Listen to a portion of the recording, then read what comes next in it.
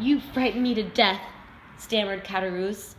"Go now," said the Count, pointing to the window. Caderousse, still only partly reassured by the Count's promise, climbed through the window and began to descend the ladder. The Count approached him with a candle. Anyone watching from the street would have seen Caderousse climbing down the ladder with another man holding a light for him. "What are you doing?" said Caderousse. "What if a patrol should pass?" The Count blew out the candle. Caderousse did not breathe freely until he felt the ground under his feet. Monte Cristo went back into his bedroom. From there he saw Caderousse walk across the garden and lean his ladder against the wall. Then he saw the man who seemed to be waiting in the street place himself behind a corner of the wall near the spot where Caderousse was about to climb over.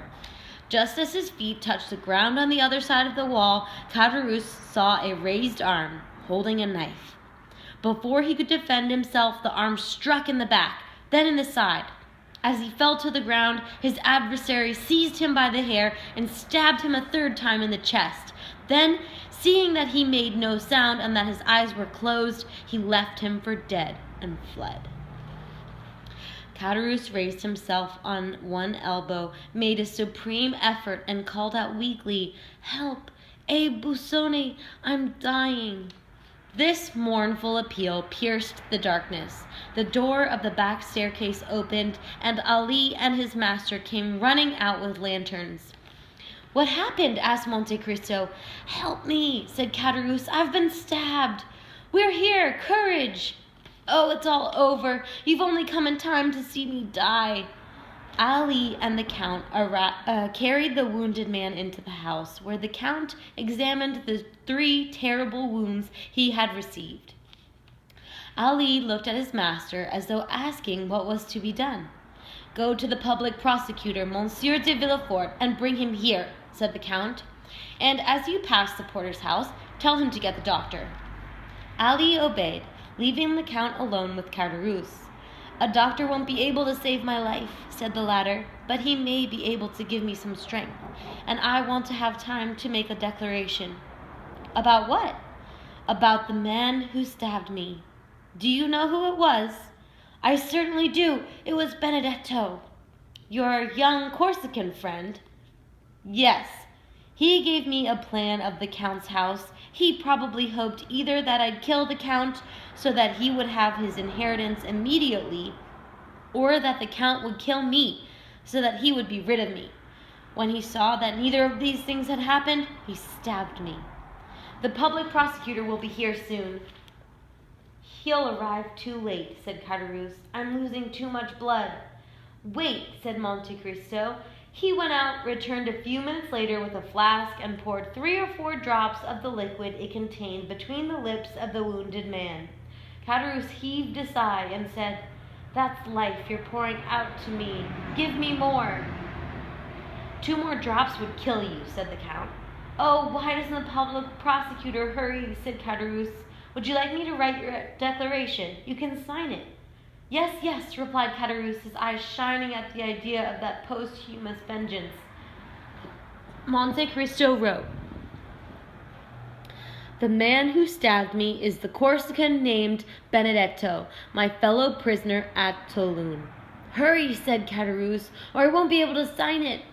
Monte Cristo handed the pen to him. He mustered all of his strength, signed his name, then fell back on the bed.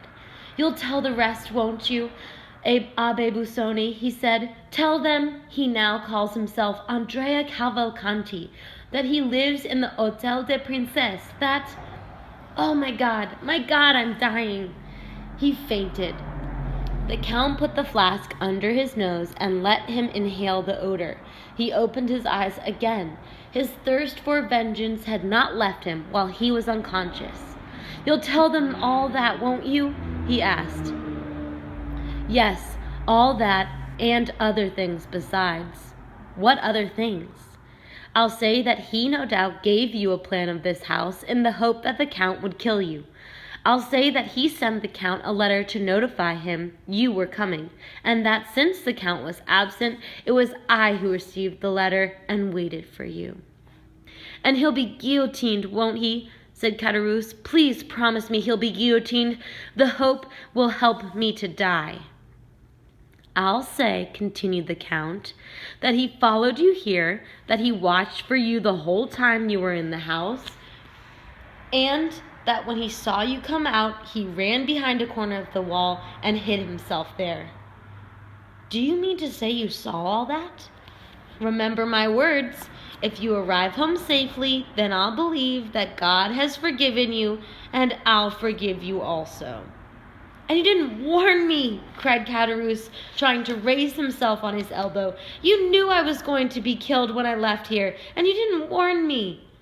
"No, for I saw the justice of God in Benedetto's hand, and I would have considered it a sacrilege to oppose the intentions of Providence."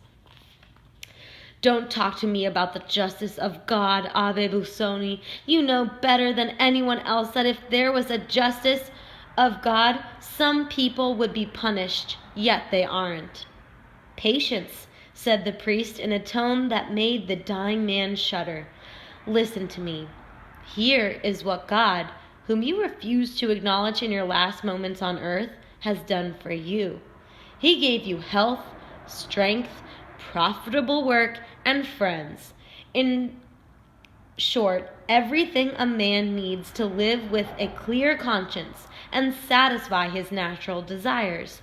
But instead of enjoying these gifts of God, you abandon yourself to laziness and drunkenness, and in your drunkenness you betrayed one of your best friends." "Help!" cried Caderousse. "I need a doctor, not a priest. Maybe I'm not fatally wounded. Maybe my life can still be saved." "Your wounds are so fatal that without the 3 drops of that liquid I gave you just now, you would be dead already." "What a strange priest you are," murmured Caderousse. "You drive a dying man to despair instead of consoling him." "Listen," continued the Count. "When you betrayed your friend, God began, not to strike you, but to warn you. You fell into poverty. You were already thinking of crime, giving yourself the excuse of necessity. When God performed a miracle for you, when God sent you a fortune, an enormous one for you who possessed nothing at all. But that unexpected fortune wasn't enough for you. As soon as you had it in your possession, you wanted to double it. And by what means? By a murder. You doubled it, then God snatched it away from you and delivered you into the hands of human justice. But he still had mercy on you and made your judges spare your life. Do you call it merciful to sentence me to hard labor for life? You thought so when it happened, you wretched scoundrel. You cowardly heart, trembling at the thought of death, leaped for joy when you heard yourself condemned to a lifetime of shame. For you said to yourself, like all prisoners, a prison has a door, but a grave hasn't. And you were right, for the prison door opened for you in an unexpected manner. An Englishman visited Toulon, and, having made a vow to rescue 2 men from their infamy, his choice fell on you and your companion. God had given you a second chance. You had both money and freedom, and you could begin to live a normal life again. But then you tempted God a 3rd time. I don't have enough, you said to yourself, when you actually had more than you had ever had before, and you committed a 3rd crime, without reason, without excuse. God finally became...